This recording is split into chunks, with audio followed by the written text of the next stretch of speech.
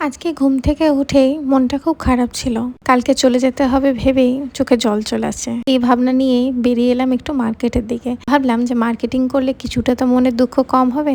রাস্তায় বেরিয়ে দেখি এত ভিড় যে পা রাখার জায়গা নেই। তার মধ্যেই চোখে পড়লো এই ফুচকার দোকানটি। কয়েকটা ফুচকা খেয়ে আবার বেরিয়ে পড়লাম সি বিচের উদ্দেশ্যে। দেখলাম আমার দ্বারা মার্কেটিং আজকে সম্ভব নয়।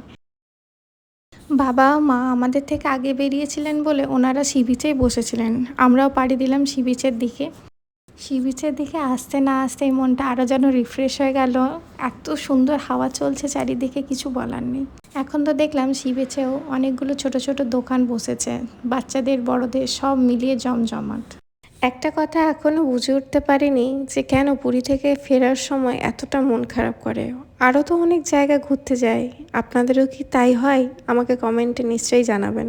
এই ছোট ছোট শো পিসেসগুলো দেখতে কি ভালো লাগে বলুন। তার মধ্যে ছোট ছোট জগন্নাথের মূর্তিগুলি চমৎকার লাগছে। বিচে এসে প্রথমে খেয়েছিলাম 1 প্লেট ভালো করে ম্যাগি। খেয়ে পরে নিয়েছিলাম হাতে এই গোলা সোডা। হ্যাঁ, ঠিক ধরেছেন, আমিও প্রথমবার দেখলাম এটাকে বলে গোলা সোডা। এটা খুব সুন্দরভাবে বানানো হয়। প্রথমে লেবুগুলোকে টুকরো টুকরো কেটে তার রস বের করে সোডাটা ফাটিয়ে তার মধ্যে দিয়ে তার মধ্যে এক ধরনের মশলা মিশিয়ে দেওয়া হয়।